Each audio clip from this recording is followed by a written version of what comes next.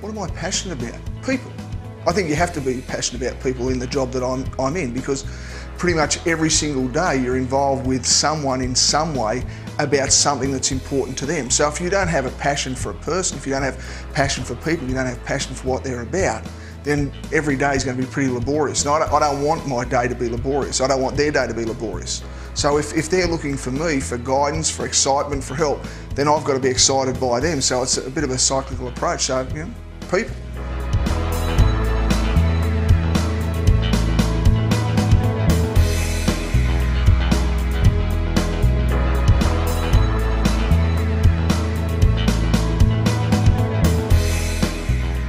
Well, I suppose you get the strong sense of yourself from your upbringing and your background, and I think for me, that upbringing and background came from my dad. You know, very early on, I remember him saying to me, "It's a reputation what others think you are, character is what you know you are." And I remember vividly him going out of his way to instill these elements of character, these values, these qualities that he thought was going to be important to me as I went through life. And as it turned out, you know, 50 years later, he was pretty much on the mark. Because I think it's one of the hardest things for us in everyday life, just a preparedness and a confidence to be ourselves, so that when we walk into any sort of situation, any outcome we're pursuing, any sort of meeting, that we're able to walk in, not with an arrogance about ourselves, but with a confidence about ourselves. And as I said, I think it is a difficulty for some people. And it's, you know, when you talk about the element of leadership in life, whether it's a parent, whether it's a CEO of an organisation, whether it's a teacher at school, people want authenticity in their leaders. And the most important thing they look for, as far as authenticity is concerned, is that person prepared to be themselves? Do they have enough confidence to be themselves? Because if they're not confident in being them, why should I be confident in following their lead? So I think it's an element of being yourself is something that transcends into every aspect of every single action that you go through on a day-to-day basis.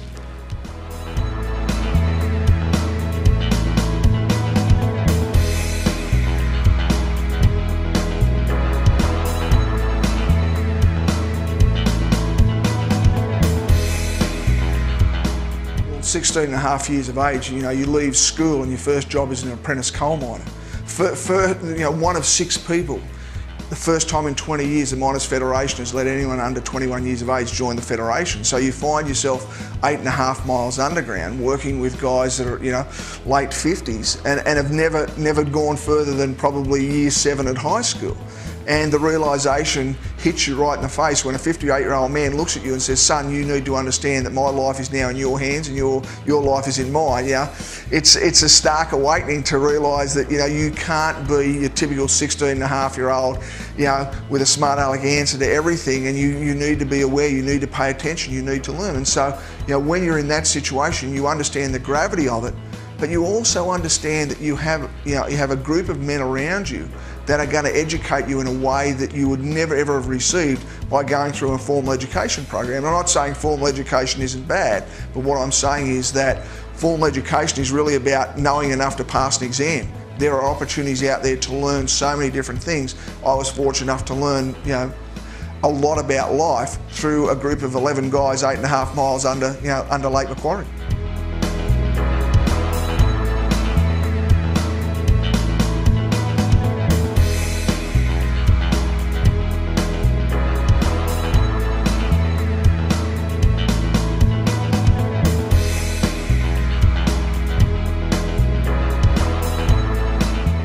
I don't think I'm different from anyone else. I think my family is the reasons why I've been able to achieve the things I have in my life, but at the same time I think my family has an indirect correlation to the success that the people I've worked with have, because it's allowed me to be in the headspace and the frame of mind that I needed to be able to do the things that I needed to get done to help them. And it's interesting because I think regardless of what it is that you do and who you are and how well you've done it and the experience and everything that you've got, that you're always going to be better by those people around you. And the people around you sometimes get you to places that you're not capable of ever getting to by yourself. So, you know, I have a famous saying that I talk about a lot in my presentations is, none of us are ever as good as all of us. And I believe that to be true. I mean, you look at the situations, and certainly in, you know, my last 30 years as a professional coach, I've come across many different situations where the obstacles that have been placed in front of you look insurmountable, but because of the quality of the people and their ability to come together with a common goal and a common purpose has got you through those situations. I mean,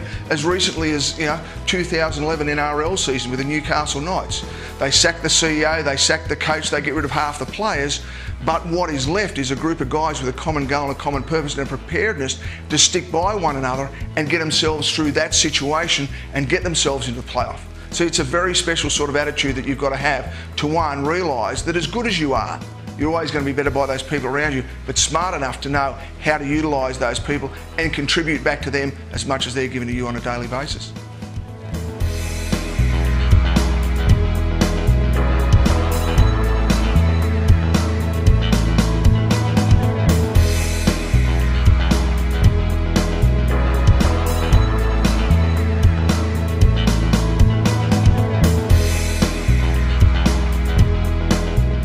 Single day, I'm going to come into contact with someone that wants to be better or believes that they want to be better, and knowing full well that what it's going to take to do that is going to be totally different from what I did the day before and what I'm going to do tomorrow. So every day is new, even though I suppose the philosophy is the same to help someone get better. You know that it's going to be a different approach, new thing, it's going to challenge you, it's going to take me out of my comfort zone to understand what's needed in this situation.